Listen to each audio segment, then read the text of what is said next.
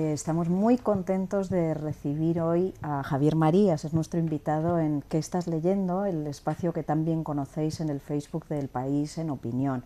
Sois muchos, lo sé, que estáis conectando desde América Latina, desde España, desde otros países de Europa, allí donde hay hispanohablantes, y que nos acompañéis cada miércoles con algún autor, y hoy ni más ni menos que con Javier, que nos ha abierto las puertas de su casa. Muchísimas gracias, Javier. No, gracias a vosotros por la invitación. Sí, y vamos a hablar con él porque tenemos una gran ocasión. Ha publicado su nueva novela Berta Isla en Alfaguara, una delicia de novela sobre la duda, sobre la espera, sobre la lealtad. Iremos hablando de todo ello a través de sus libros, porque son varios los libros que él ha elegido, que le han acompañado en la escritura de esta novela.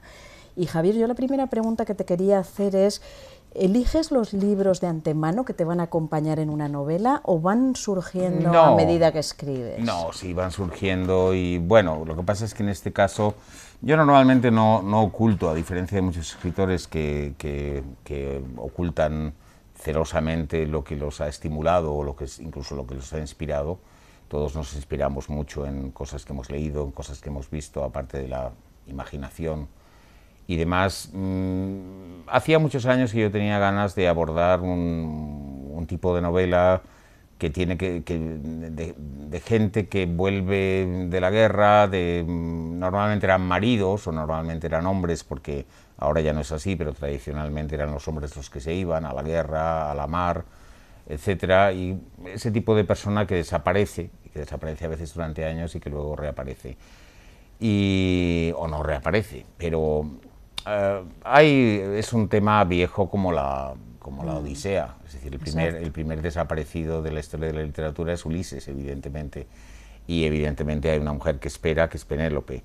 Berta Isla, el personaje de la novela, no es una Penélope, no tiene mucho que ver con eso en absoluto, pero bueno, tuve en la cabeza varias historias que tienen que ver con desaparecidos. Una de ellas, por ejemplo, El coronel Chabert, que es una novela corta de Balzac, de la cual ya los personajes de mi novela Los enamoramientos de hace 6 años habían hablado largamente. También La mujer de Martin Guerre, de Janet Lewis, que es una novela también corta de unas 110 páginas que no se conocía en español y que yo mismo me molesté en contratar y traducir, no la traduje yo, pero de publicar en mi pequeña editorial Reino de Redonda. Y luego pues también recordé que había abordado, aunque de una manera mínima, en un relato de hace 20 años o algo así, la vuelta de un soldado después de la Segunda Guerra Mundial en un cuento mío que se llama La canción de Lord Rendell. Y bueno, digamos que no es que yo elija las lecturas que me van a acompañar, es que voy a lecturas o a relecturas de cosas que están relacionadas más bien con lo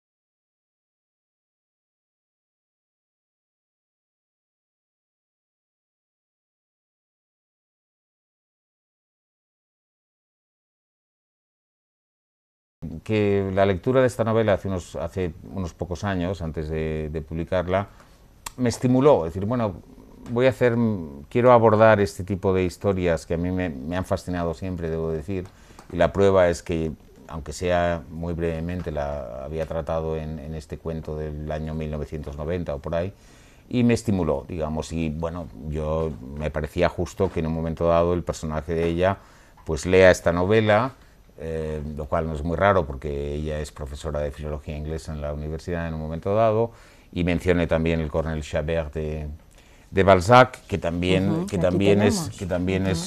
publiqué en Reino de Redonda hace más años, y que también es una historia de este tipo también, de un hombre dado por muerto.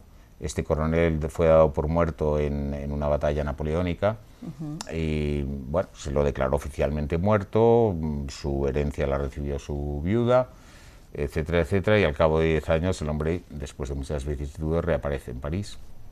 Y su primer problema es que está oficialmente muerto. Y su mujer casada con otro. Su mujer casada con otro, ha tenido dos hijos del nuevo matrimonio, y en realidad es un hombre que se convierte en un problema. Es decir, yo recuerdo que cuando los personajes de los enamoramientos de mi novela de hace 6 años hablaban de él, decían, bueno, es que los muertos en realidad no deben volver.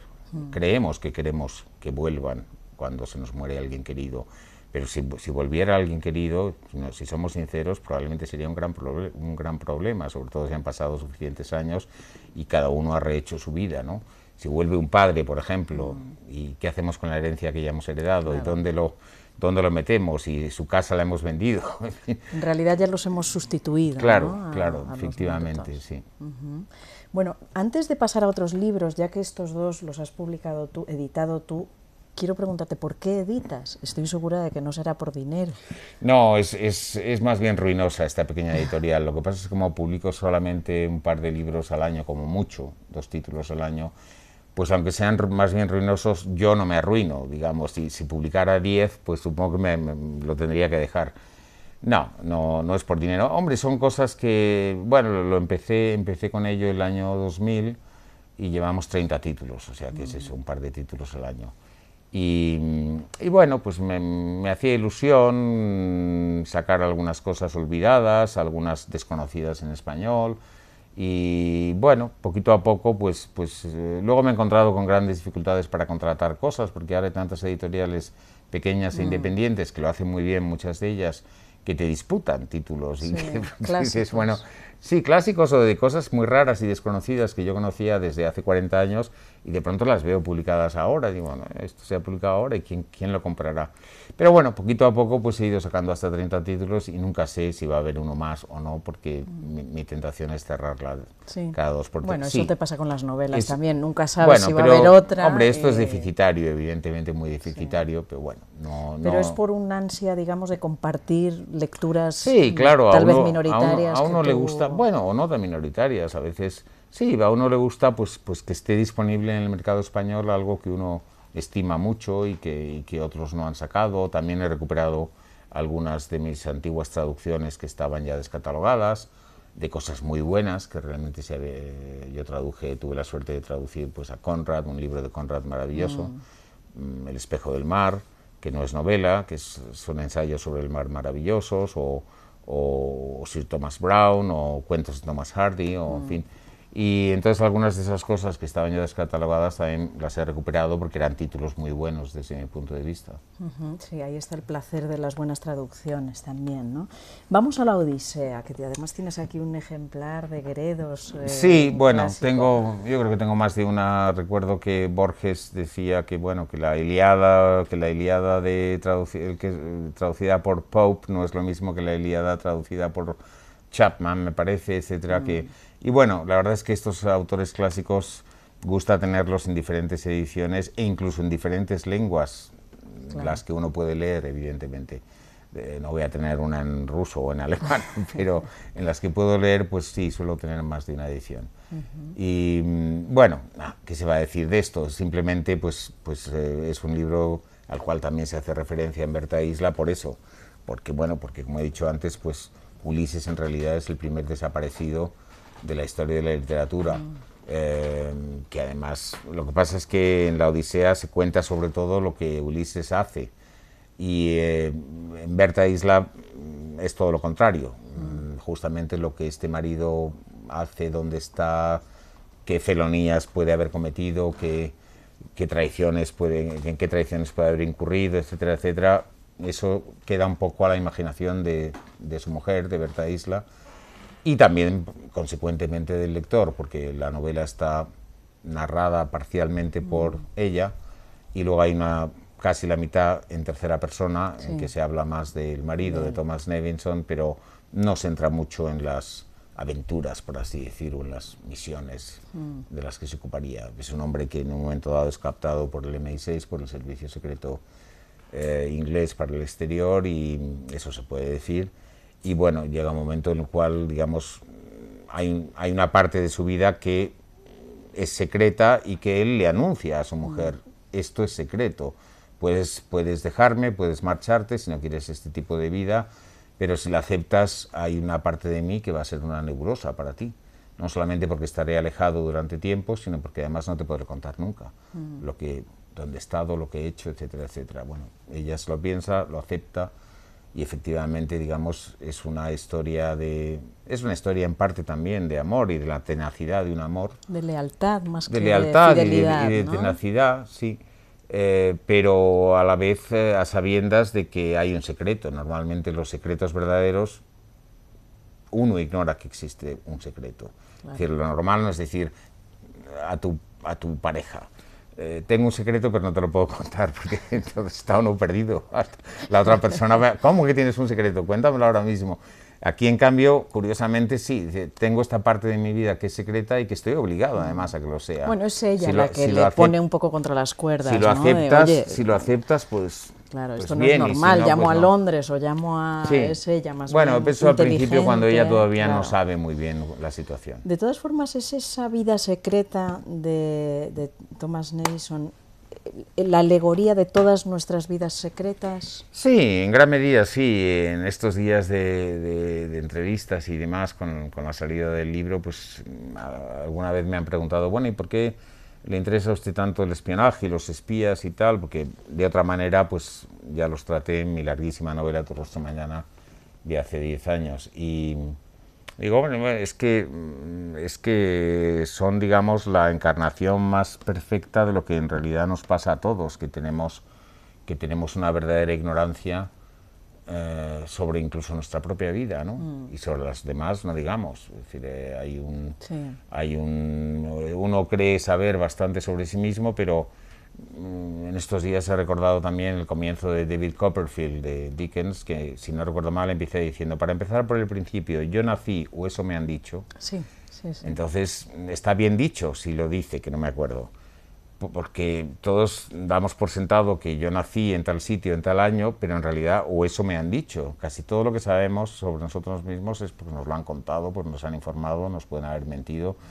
Y bueno, damos por buenas una serie de cosas que en realidad nos han sido transmitidas, de las que no tenemos memoria, de las que no tenemos constancia. Hablando de David Copperfield, es uno de los títulos que en algún sitio creo que has mencionado, has titulado la novela por el nombre de la protagonista, Berta Isla, sí. Como exactamente Oliver Twist, o Madame Bovary, sí. o Ana Karenina, sí, o tantas, ¿no? Sí.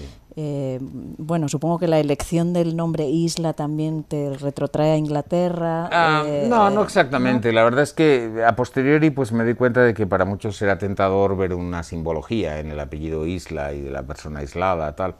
La verdad es que, bueno, se puede entender así, pero no era mi intención. Simplemente es un buen apellido desde mi punto de vista, no muy raro. Yo miro siempre en la guía telefónica cuántos hay en Madrid cuando elijo hay unos 50, o sea que es bastante, no es muy común, pero tampoco es raro. Y he conocido incluso una persona que se apellidaba Isla y me parecía un buen nombre. Luego, a posteriori, pues se puede entender que hay una simbología, pero no estaba en mi ánimo.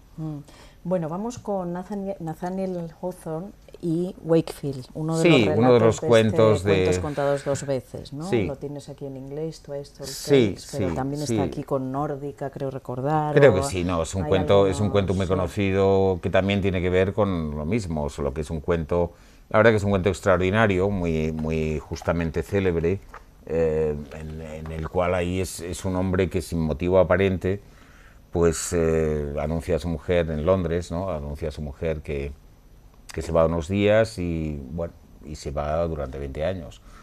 Y además vive cerca, Claro, ¿no? y ahí lo que pasa es que, bueno, no se sabe bien por qué, nunca se sabe bien el por qué, pero lo que hace es alquilar un apartamento en la calle de al lado de donde vive su mujer y se pasa esos 20 años, digamos, observando la vida de su mujer, pero en realidad desaparecido. Hawthorne, el autor, hace esta especie de fabulación a partir de una noticia real que había leído en el periódico de la época, de un hombre que había hecho algo parecido, ¿no? Entonces lo que pasa es que él hace sus especulaciones, imagina cómo podría ser la historia de este hombre, de este Wakefield, y la verdad es que es extraordinario como cuento, ¿no? Es un cuento misterioso y de ahí procede una frase que en un momento dado un personaje de mi novela, de Berta Isla, dice, que dice, bueno, en realidad somos todos desterrados del universo. Y ahí esa frase aparece en Wakefield, o sea, él mismo lo menciona. No dice el cuento, pero dice ese cuento famoso en el que se dice tal. Sí, sí. Bueno, supongo que siempre tienes que volver a estos libros para buscar la frase, o tu memoria te da tantas alegrías. Hombre, un cuento sí, no todos los libros los he releído, ya digo, la Odisea no la he releído ahora para esto, porque no hacía ninguna falta, pero bueno, Wakefield, que es un cuento de 20 páginas, sí lo releí, claro. Y Enrique V, saltamos a Enrique V con Shakespeare, que les sirve Sí, a los a mí, protagonistas sí. para idear una metáfora. Bueno, digamos, hay un diálogo entre los dos personajes en un momento dado y a partir de dos escenas de Enrique V, ella le pone en cuestión a él, una vez que ella sabe que está dedicado a eso, a ser infiltrado y al servicio secreto, le pone en cuestión la propia bajeza de esa actividad. Dice, bueno, es que... Y le pone el ejemplo del rey Enrique V, que dice, bueno, quizá ha sido el espía de mayor alcurnia que ha existido en la historia, porque en un momento dado, es una de las dos escenas a las que hacen referencia, se disfraza, se pone una capa y se emboza, digamos, la noche antes de una batalla y se mezcla con las tropas y entonces les pregunta, se hace pasar por uno más y les pregunta y hay un momento en que uno de los soldados, pues creyendo que es uno más, se encara con él y le falta el respeto, pero sin saber que es el rey, evidentemente, ¿no? Y entonces, bueno, luego cabe la segunda escena de la que hablan ellos dos, entra la posibilidad de que el rey, siendo el rey, al haber sido ofendido por ese individuo, ignorando que era el rey, pues pueda, sin embargo, recibir castigo, porque el rey sigue siendo el rey, aunque... Entonces, bueno, ella le va poniendo a su marido, a Tomás, le va diciendo, bueno, vamos a ver, ¿a ti qué te parecería que lo castigara a este soldado tal? Ya, pero es que entonces, es que una cosa es ser espía de los enemigos y otra cosa es ser espía de tus propias tropas. Hay una serie de contradicciones sobre la ética. Claro. De la propia actividad del espionaje. Claro, hay un momento en el cual él, bueno, se defiende y dice, bueno, sí, todo es sucio en el espionaje, evidentemente. También era sucio el caballo de Troya, también son engaños, también claro. es antiguo como el mundo. También ha habido traidores desde las Termópilas en adelante. En las guerras todo el rato se hacen estratagemas que en realidad también son engaños. Y ella dice, bueno, ya, pero es que la base de un espía, sobre todo de un espía infiltrado, de un topo, por así decir, es ganarse la confianza de la gente para luego traicionarla y a veces llevarla a la muerte, ¿no? En fin, hay esa conversación que se apoya, digamos, ella en esas dos escenas ante Enrique V. Alude todo esto en la novela a posibles, nunca sabemos con certeza cuáles son los conflictos en los que se está metiendo el protagonista, pero sí alude a varias situaciones que todos podemos recordar de las últimas décadas, desde el Ulster y la guerra entre los católicos y los unionistas, a las Malvinas o al muro y sobre todo las reflexiones muy interesantes a partir de la caída del muro, cómo parece que hay una generación que queda antigua, ¿no? Que sobra, que... Sí, eso ya, bueno, eso yo sí yo debo decir que, bueno, que conozco de primera mano, porque he conocido a alguna gente que ha trabajado para servicios secretos en Inglaterra, ¿no? Lo cual no tiene nada de raro, porque habiendo estado en Oxford y teniendo amigos tanto en Oxford como en Cambridge, es Esos sabido. reclutadores del Sí, MI6 sí, bueno, que salen en el rostro en tu rostro mañana, que sí, veo que bueno, tienes aquí. sí, sí, eso es una cosa que ha pasado y que no sé si aún pasa, pero ha pasado. Claro, sí. Y los famosos espías de Cambridge, Kim Philby y demás, pues fueron reclutados por profesores, etcétera. Lo cual no tiene nada de particular, porque una de las cosas que hacen los servicios secretos es reclutar a personas particularmente dotadas para, por ejemplo, para los idiomas, como es el caso de Thomas Nevinson, o que conoce muy bien la historia, gente inteligente, gente preparada, gente buena. Entonces, bueno, intentan captar, intentan reclutar, evidentemente. Y ya en Tu rostro mañana, en mi novela de hace 10, 15 años, que la publiqué en 3 volúmenes, pues se hablaba de que después de la caída del muro, efectivamente los servicios de espionaje del mundo occidental se quedaron un poco sin saber qué hacer, porque de pronto ya no dejó de haber Guerra Fría, etcétera, etcétera. Y bueno, y una cosa que sí sucedió y de la cual se hablaba en aquella novela, y aquí se menciona también de pasada, es que muchos de ellos empezaron a trabajar para compañías privadas, para grandes multinacionales, y ha llegado un momento en el cual a veces no se sabe para quién trabajan. Ellos mismos no están muy seguros, les llegan quizá órdenes de sus superiores inmediatos, pero en realidad la idea de que uno trabaja para la corona, en el caso de Gran Bretaña, o para el Estado, en el caso de los demás países, es cada vez más nebulosa también, cada vez es más pantanosa. A veces se está sirviendo sin saberlo a gente privada, quién sabe si a delincuentes en ocasiones, y digamos que la seguridad de que podía tener un antiguo espía de que trabajaba para su país ya no está tan clara. No sé si tú has leído a Forsyth, la novela, las memorias que publicó, la autobiografía que publicó el año pasado. Forsyth Le Carré. Frederick Forsyth, no sí, leído, hubo esas dos biografías. Sí, la de sí, Frederick Forsyth, él cuenta ahí, yo le pude entrevistar en Londres, cómo le reclutó el MI6 y cómo, aquí estás aludiendo a posible servicio a otras fuerzas, él notaba que estaba sirviendo a una facción dentro del gobierno británico, es decir, Sí, había un eso momento de discrepancia entre exteriores, entre el Foreign Office y el propio MI6, ¿no? Sí. Entonces, Sí, eso supongo que... lo que pasa que él lo supo en ese momento, pero bueno, sí, es un tema, ahí tenemos un escritor brillante, británico, brillante en sus actividades periodísticas, etcétera, que al ser corresponsal pues prestó este servicio patriótico. Eso debe haber sido normal, tensiones, pero claro, después de la caída del muro ha habido ese momento en el cual, de hecho, se autorizó a que muchos agentes pasaran a, pues, no sé, a trabajar para Schweppes y para multinacionales de ese tipo, ¿no? Eso lo sé. Bueno, tenemos aquí, lo he pillado, el Gidding, los 4 cuartetos de... Sí, van apareciendo, bueno, hay un momento en que el personaje principal, muy joven, porque la novela, por eso se habla de la guerra de las Malvinas, del Ulster y tal, pues la novela transcurre entre el año 69 y 95 más o menos. Y bueno, siendo muy joven, el personaje de Thomas Nevinson, el marido de Berta Isla, pues bueno, en un momento dado se tiene que encontrar con alguien que no conoce y le dicen, bueno, ve a esta librería y ponte a hojear un libro de Eliot, y la otra persona también estará hojeando un libro de Eliot, tal. Y bueno, da la casualidad de que él coge el cuarto de los 4 cuartetos, Little Gidding llamado, y lo va mirando y lo va viendo así, versos sueltos y tal, y esos versos sueltos van reapareciendo, van incorporándose poco a poco a la novela y son como una especie de ritornello dentro de la novela, que yo creo que no quedan como una pedantería, sino que quedan incorporados realmente al conjunto de la novela, esas citas que el personaje de muy joven, pues por azar casi, vio mientras hojeaba y esperaba la aparición de quien acabaría siendo, dicho sea de paso, su reclutador. Sí, no quedan en ese sentido mal, todo lo contrario, acompañan la reflexión del yo intento cuando hay citas, ¿no? Cuando hay citas en mis libros, yo procuro que las haya a menudo, procuro que no sean citas simplemente para, no sé cómo decir, para o para parecer, no, intento que realmente tengan que ver con la historia, y de alguna manera queden incorporadas al al texto bien, ¿no? Sin ocultar que son citas, claro. Sí. Vamos a ver si logramos rematar con otro par de reflexiones sobre dos libros.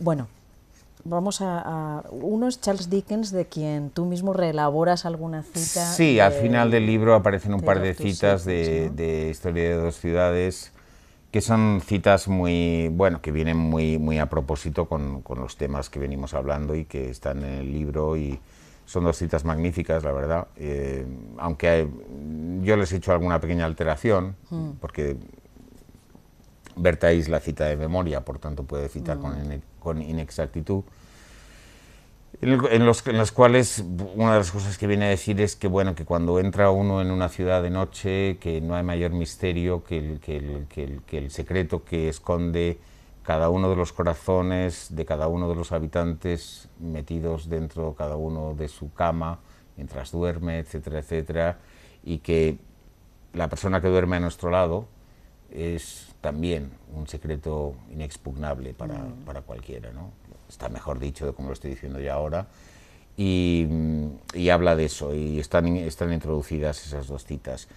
Y luego, pues esta es mi colección de cuentos reunidos, dentro de la cual está el cuento al que me he referido antes, La canción de Lord Rendell, bueno, tiene que ver parcialmente con todo esto que hemos hablado. Es un cuento breve de 10 o 12 páginas nada más, pero bueno, que es la vuelta de un soldado después de la Segunda Guerra Mundial, un soldado inglés, y que antes de presentarse de nuevo en casa ante su mujer y demás, pues se dedica a mirar desde fuera la casa y a intentar atisbar el interior de la casa, y de pronto ve a su mujer, pero ve que también hay un niño que no estaba, un niño pequeño, y ve también a otro hombre, pero ese hombre se le parece extremadamente, es igual a que él. En realidad, bueno, no voy a destrozar el cuento entero, pero también, digamos, ahí lo había tratado yo hacia el año 90, pues esa situación de doblez, de soy yo que no me he ido, pero ¿cómo puede ser? Puesto que sí me he ido y he estado en la guerra durante varios años, y qué ha pasado aquí y tal. Y está incluido aquí, aunque ya digo, es un cuento que tiene más de 20 años. Bueno, Javier, pues te agradecemos enormemente habernos recibido en esta casa tan llena de libros, pues sí, de habernos regalado no solo Berta Isla, sino todos los libros que la acompañan y que nos pueden acompañar y que podemos recomendar, y que, bueno, el hombre que aparentemente siempre dices que sigues usando fax ha llegado a nuestro Facebook, y de eso solo podemos estar muy contentos. Así que muchísimas gracias. Muchísimas gracias a ti.